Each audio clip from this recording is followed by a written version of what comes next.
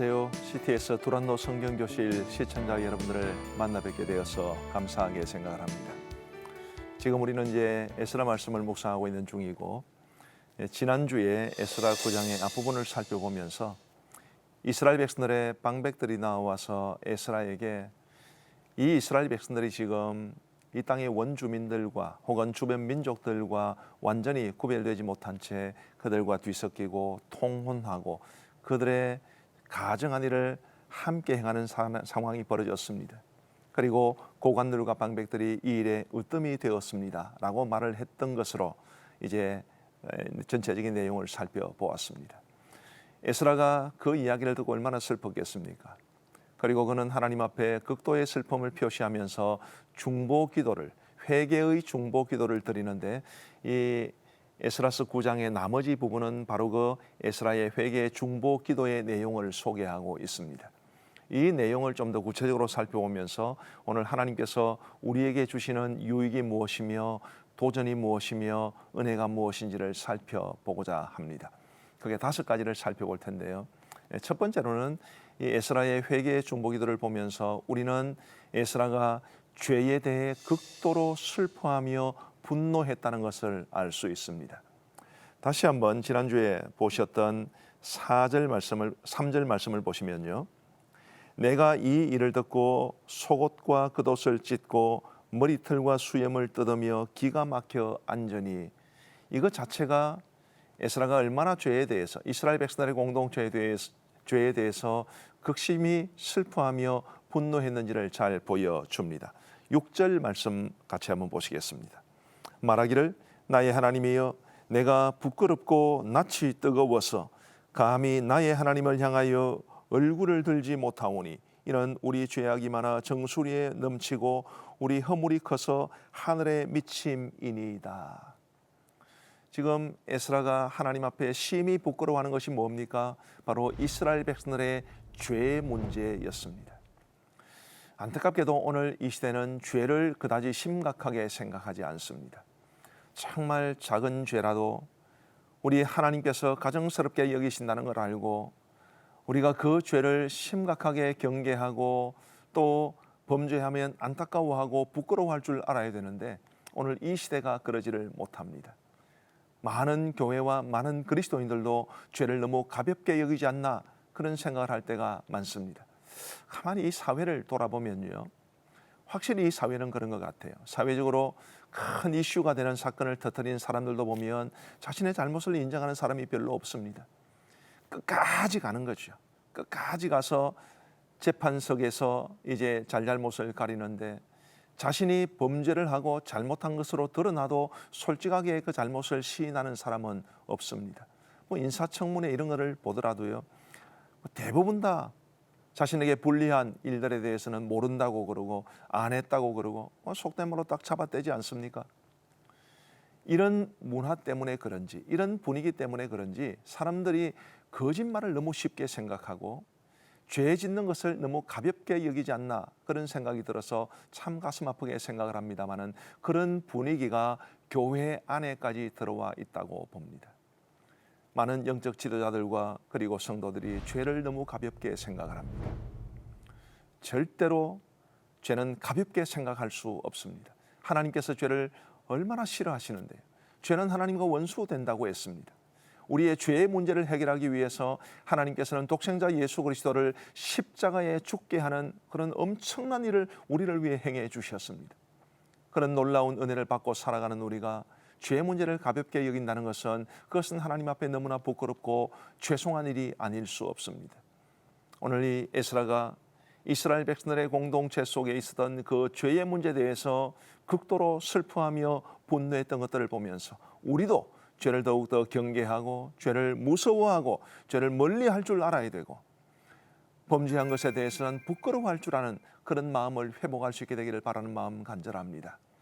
두 번째로 에스라의 회개의 중보기도가 우리에게 보여주는 것은 죄에 대해서 슬퍼하는 것을 넘어서 하나님 앞에 회개해야 한다는 것을 말해줍니다. 지금 에스라가 하나님 앞에 드리는 이 기도는 회개의 기도입니다. 그는 이스라엘 백성들의 공동체를 자신의 가슴에 끌어안고 하나님 앞에 회개합니다. 슬퍼하는 것과 죄에 대해서 슬퍼하는 것과 회개하는 것은 다른 이야기입니다. 회개에는 이 죄에 대해서 감정적으로 슬퍼하는 것이 반드시 포함되어야 되지만, 그러나 죄에 대해서 슬퍼하는 것이 회개의 전부라고 말할 수는 없습니다. 하나님 앞에 자백하는 것이 중요하고요. 그리고 우리가 중심으로 자백하면 하나님께서는 죄를 용서해 주시는 분이시니까 우리의 죄 용서함을 받고 다시 그 죄를 범하지 않기 위해서 우리의 삶의 방향을 전환하는 것까지 포함하는 것이 바로 회개입니다. 오늘날 안타깝게도 우리 성도들의 입술에도 회개 기도가 점점 사라지고 있습니다. 저희 교회도 그렇게 하고 있습니다만은 많은 교회가 예배 중에 참회의 기도를 하나님 앞에 드리기도 하지만 과연 얼마나 진정성 있는 참회 기도를 주님 앞에 드리는 것인가, 그런 회의를 느낄 때도 사실 종종 있습니다. 우리 그리스도인들이라 하더라도 전적으로 범죄하지 않고 전적으로 실수하지 않고 전적으로 허물을 범하지 않고 살아갈 수는 없다고 생각을 합니다마는 우리가 크고 작은 범죄를 하거나 혹은 허물을 범할 때마다 하나님 앞에 가슴 아파하며 회개해야 한다는 것을 절대로 잊지 마시기를 바랍니다. 슬픔을 넘어 회개해야 한다. 바로 그것을 가르쳐 주는 것이 에스라의 회개의 중보기도입니다. 이제 세 번째로 우리가 이 에스라의 회개의 중보기도를 통해서 배워야 될 것은 공동체와 자신을 동일시해야 한다는 것이죠. 다시 한번 6절을 보십시오. 말하기를 나의 하나님이여, 내가 부끄럽고 낯이 뜨거워서 감히 나의 하나님을 향하여 얼굴을 들지 못하오니 이는 우리 죄악이 많아 정수리에 넘치고 우리 죄악이 많아 정수리에 넘치고 우리 허물이 커서 하늘에 미침이니이다. 에스라는 시종일관 우리라는 말을 사용합니다. 이 에스라서 9장의 15절까지에서 에스라의 회개의 중보기도 내용이 나오고 있습니다만은 에스라는 한 번도 이스라엘 백성들의 그 공동체에 속해 있는 사람들을 향해서 그들이 잘못했습니다, 그들의 죄악입니다, 그렇게 말한 적이 없습니다. 항상 에스라는 우리의 죄악입니다, 우리의 허물입니다. 아니 무슨 에스라가 그렇게 큰 죄를 저질렀습니까? 에스라가 무슨 큰 허물을 범한 것입니까? 비록 에스라는 자신이 그 죄를 범한 것은 아니지만, 자신이 허물을 범한 것은 아니지만 이스라엘 백성들 전체 공동체와 자신을 동일시했기 때문에 공동체 안에서 이루어지는 죄의 문제에 대해서 자신도 가슴 아프게 생각하며 그것이 우리의 죄입니다 라고 고백하고 있는 것을 보여주는 것입니다. 얼마나 귀한 모습인지 알 수 없습니다. 교회 안에 어떤 문제가 발생을 했을 때 비난하고 손가락질하고 책망하는 것은 굉장히 쉬운 일입니다. 그리고 대부분 다 그렇게 합니다. 그러나 에스라처럼 정말 교회 안에서 벌어진 이런 아픔에 대해서 그것이 나의 책임인 줄 알고 우리 모두의 책임인 줄 알고 하나님 앞에 우리의 죄악을 용서해달라고 간구하는 회개의 중보기도자는 과연 얼마나 되겠습니까? 굉장히 중요한 대목을 에스라는 우리에게 말해주고 있는 것입니다.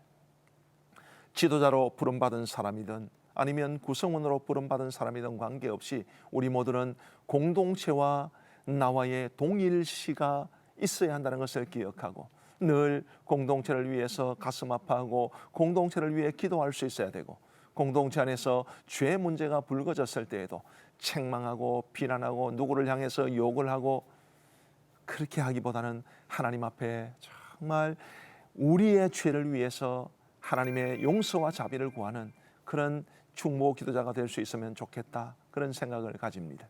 7절 말씀 한번 보시기를 바랍니다. 우리 조상들의 때로부터 오늘까지 우리의 죄가 심하매, 우리 조상들의 때로부터 오늘까지 우리의 죄가 심하매.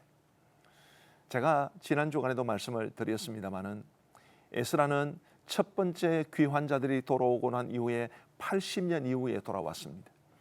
돌아왔을 때 에스라의 나이가 정확하게 얼마나 되는지는 알 수 없습니다. 근데 분명한 것은 80세 이상은 되지 않았을 겁니다.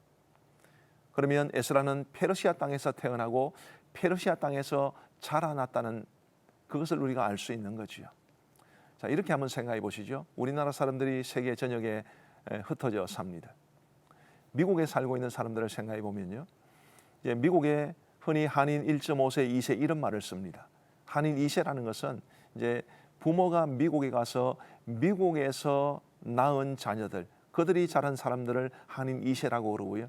1.5세는 아주 어린 나이에 부모님을 따라 미국 가서 그곳에서 살아가는 사람들을 1.5세라고 합니다. 한인 1.5세, 한인 2세. 그들이 우리가 생각하기에는 굉장히 중요한 우리의 공동체의 일원일 수 있지만, 그러나 또 많은 경우에 1.5세와 2세대들이 자신이 한국인이라는 정체성을 많이 잃어버린 채 살아가는 것도 현실적으로 부인할 수 없습니다. 지금 에스라도 그럴 가능성이 충분했던 사람이죠. 페르시아 땅에서 태어났습니다.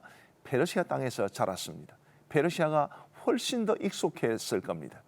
그의 마음속에 이 예루살렘을 중심으로 한 이스라엘 백성들의 땅에서 그 조상들이 예로부터 살아온 그 지나간 역사를 과연 자신의 역사로, 자신의 조상들의 역사로 인정하기란 쉬웠겠을까?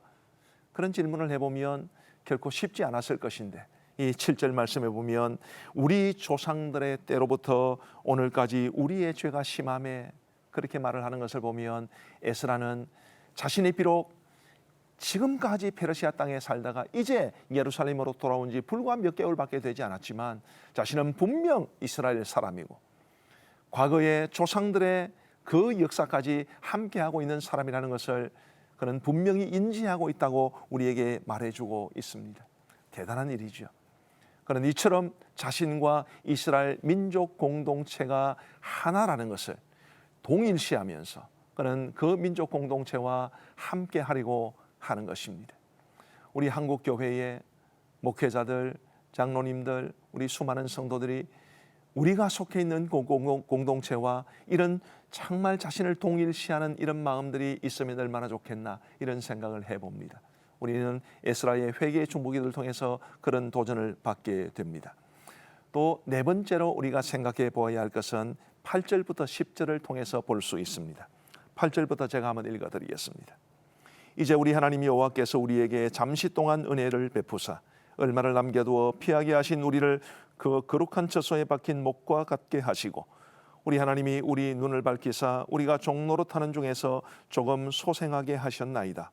우리가 비록 노예가 되어 싸우나 우리 하나님이 우리를 그 종살이하는 중에 버려두지 아니하시고 바사왕들 앞에서 우리가 불쌍히 여김을 받고 소생하여 우리 하나님의 성전을 세우게 하시며 그 무너진 것을 수리하게 하시며 유다와 예루살렘에서 우리에게 울타리를 주셨나이다. 우리 하나님이여, 이렇게 하신 후에도 우리가 주의 계명을 저버려 싸우니 이제 무슨 말씀을 하오리까? 에스라가 무엇을 고백하는지 혹시 아시겠습니까? 에스라는 하나님께서 이스라엘 백성들에게 주신 은혜를 고백하고 있는 것입니다. 우리가 비록 범죄하여 바벨론 땅으로, 그리고 바벨론이 무너지고 페르시아가 일어난 이후에는 페르시아 땅에서 많은 고난을 겪을 수밖에 없는데, 우리가 종노릇하던 그런 신분이었는데 하나님께서 그런 중에도 우리를 돌보아 주시고 우리를 지켜주셨기 때문에 우리가 여기까지 올 수 있었습니다. 그렇게 고백을 하는 거죠. 특별히 9절 제일 마지막에 보면 제가 굉장히 감동적으로 본 말씀이 있습니다. 9절 마지막에 이런 말씀이 있어요. 유다와 예루살렘에서 우리에게 울타리를 주셨나이다. 에스라가 돌아왔던 그 당시에도 아직 예루살렘에 예루살렘 성벽이 없었습니다. 그러니 성벽이 없으니 그들에게는 울타리가 없다라고 해도 과언이 아닙니다. 그런데 하나님께서 그들에게 울타리를 주셨습니다. 지금 그렇게 고백하고 있는 거죠. 하나님이 그들에게 울타리를 주신 것뿐만이 아니라 실제로는 하나님이 그들의 울타리가 되어 주셨습니다. 이런 놀라운 은혜를 하나님이 그들에게 주신 거예요. 에스라는 것을 고백하고 있는 것입니다. 그런데 안타깝게도 이런 놀라운 하나님의 은혜와 자비와 축복을 받았으면서도 하나님 앞에 이런 범죄를 저질렀으니 너무 부끄럽고 죄송합니다. 이렇게 말을 하고 있는 거죠. 10절 다시 한번 보십시다. 우리 하나님이여, 이렇게 하신 후에도 우리가 주의 계명을 저버려 싸우니 이제 무슨 말씀을 하오리까? 하나님께서 이처럼 놀라운 은혜를 주셨는데, 하나님께서 이처럼 놀라운 축복을 우리에게 주셨는데, 그런 이후에도 우리가 주님 앞에 이런 악한 일을 했으니 과연 하나님 우리가 어쩌면 좋겠습니까? 그런 안타까운 탄식을 그런 하고 있는 것입니다. 하나님께서 베푸신 은혜에 대한 인식, 그리고 그 은혜를 받았음에도 불구하고 범죄한 우리 공동체의 수치와 부끄러움, 이것을 그는 고백하고 있는 것입니다. 이것이 네 번째 교훈입니다.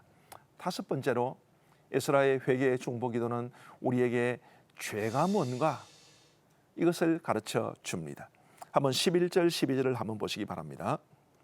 전에 주께서 주의 종 선지자들에게 명령하여 이르시되 너희가 가서 얻으려 하는 땅은 더러운 땅이니 이는 이방 백성들이 더럽고 가증한 일을 행하여 이 끝에서 저 끝까지 그 더러움으로 채웠습니다. 그런즉 너희 여자들을 그들의 아들들에게 주지 말고 그들의 딸들을 너희 아들들을 위하여 데려오지 말며 그들을 위하여 평화와 행복을 영원히 구하지 말라. 그리하면 너희가 왕성하여 그 땅의 아름다운 것을 먹으며 그 땅을 자손에게 물려주어 영원한 유산으로 물려주게 되리라 하셨나이다. 하나님께서 조상 때로부터 그들에게 주셨던 말씀을 상기시켜 줍니다. 하나님께서는 우리의 조상들로부터 시작해서 오늘 우리에게 이 이방 민족들과 교제하지 말고 그들과 통혼하지 말 것을 말씀해 주셨습니다. 지금 그렇게 고백을 합니다. 그리고 13절부터 한번 보십시오.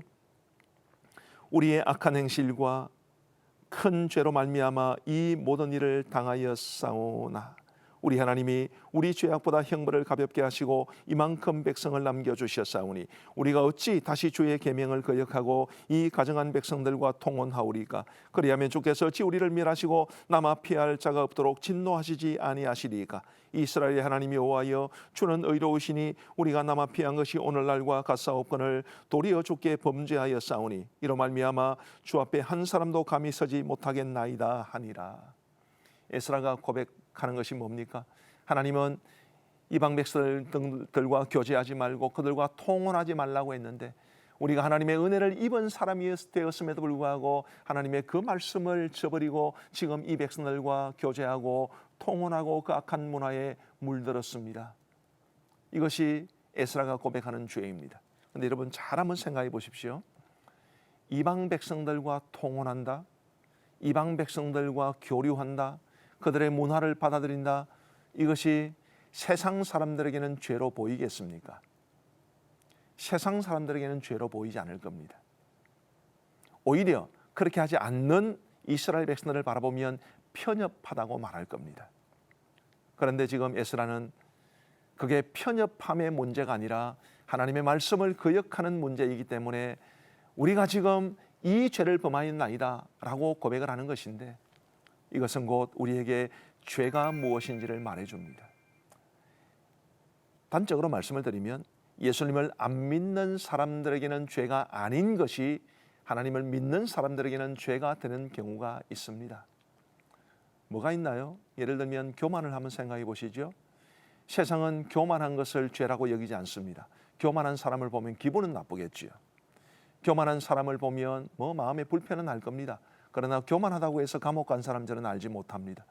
교만하다고 해서 징역형을 받은 사람도 저는 알지 못합니다. 세상은 교만을 죄로 여기지 않지만 성경은 교만을 죄로 여깁니다. 교만은 멸망의 선봉이라 그런 말을 할 정도까지 성경은 교만을 대단히 큰 죄로 여깁니다. 세상 사람들은 죄로 여기지 않지만 성경은 죄로 여기는 것이 분명히 있는 것입니다. 자, 또 다른 예를 들면 용서하지 않는 것, 세상 사람들은 그걸 죄로 여깁니까? 세상 사람들은 그것을 죄로 여기지 않습니다. 역시 용서하지 않았다고 해서 세상으로부터 손가락질 당하고 감옥 가고 그러지를 않습니다. 그런데 성경은 굉장히 엄하게 용서하지 않는 것을 책망하십니다. 그것은 크나큰 죄입니다. 이처럼 세상은 죄로 여기지 않지만 성경은 우리 하나님은 죄로 여기시는 것들이 많습니다. 또 하나의 예를 들면 우리 야고보서 4장 4절을 보시면 이런 말씀이 기록되어 있습니다. 가늠한 여인들아 세상과 벗된 것이 하나님과 원수됨을 알지 못하느냐. 그런즉 누구든지 세상과 벗이 되고자 하는 자는 스스로 하나님과 원수되는 것이니라. 세상과 벗된 것, 이 세상은 그것을 오히려 좋아할 겁니다. 그러나 우리 하나님께서는 세상과 벗되면 하나님과는 원수되는 것이라 이렇게 말씀을 하고 계시니 얼마나 세상 사람들이 바라보는 죄와 하나님이 바라보시는 죄는 다릅니까? 결정적으로 가장 큰 죄가 차이점이 있습니다. 세상 사람들은 하나님만 섬기는 것을 싫어합니다. 그래서 그들은 오직 하나님만을 우리가 섬긴다, 오직 예수님만이 우리의 유일한 구원의 길이시다, 이렇게 말하는 우리 그리스도인들을 좋아하지 않습니다. 타 종교도 인정해 줘야지, 왜 다른 종교에도 구원의 길이 있다고 말을 해줘야지, 당신들만 옳다고 생각하냐, 이렇게 세상 사람들은 우리를 조롱합니다. 하나님만 믿고 하나님만 사랑하고 하나님만 섬기는 것을 그들은 인정해 주지 않습니다. 그런데 성경은, 우리 하나님께서는 하나님만 믿고 의지하지 않는 그 모든 것들을 가장 큰 죄라고 여기십니다. 예레미야 말씀에 이런 말씀이 기록되어 있는데요, 예레미야 2장 13절에 보면 이렇게 말합니다. 내 백성이 두 가지 악을 행하였나니 곧 그들이 생수에 거론되는 나를 버린 것과 스스로 웅덩이를 판 것인데 그것은 그 물을 가두지 못할 터진 웅덩이들이니라. 생수에 거론되시는 하나님을 버린 것이 악이라고 그랬습니다. 스스로 웅덩이를 판 것, 하나님을 의지하지 않고 생수에 거론되시는 하나님을 의지하지 않고 스스로 살아보겠노라고 말하는 것이 그게 악이라고 말을 합니다. 세상은 그것을 악이라고 말하나요? 세상은 그렇게 말하지 않습니다. 세상은 오히려 자립의 의지가 강한 사람이라고 칭찬해 줄 겁니다. 그러나 하나님께서는 하나님을 의지하지 않고 스스로의 힘을 의지하는 것을 죄라고 말씀해 주십니다. 예레미야 2장 19절에도 이런 말씀이 기록되어 있습니다. 내 악이 너를 징계하겠고 내 반역이 너를 책망할 것이라.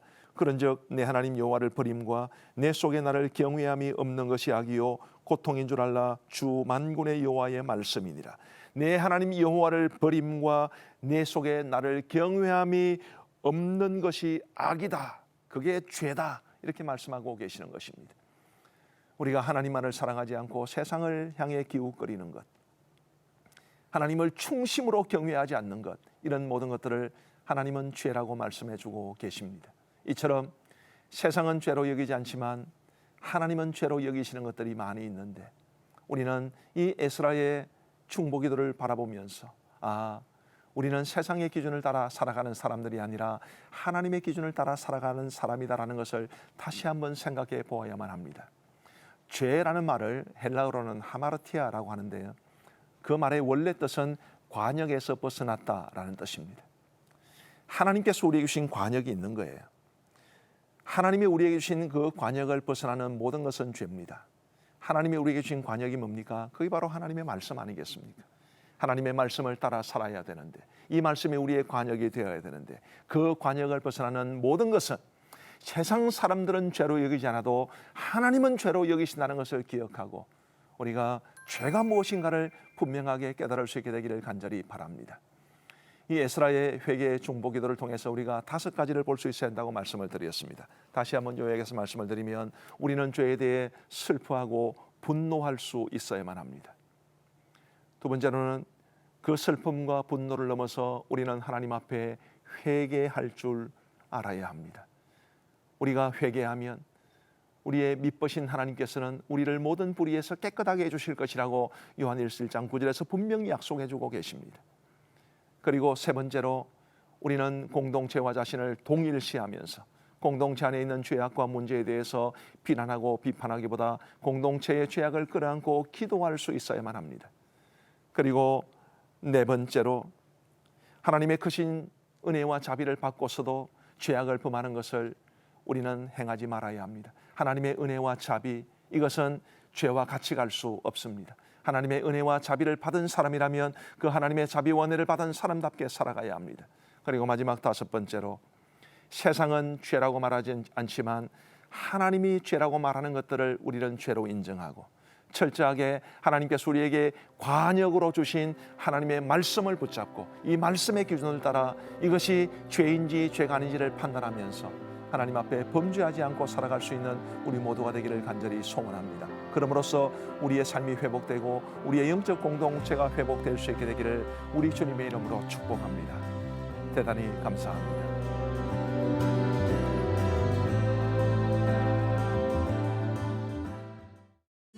이 프로그램은 CTS 방송가족의 사랑과 후원으로 제작되었습니다. 후원전화 02-6333-1003번, ARS 060-808-1004번으로 전화주세요.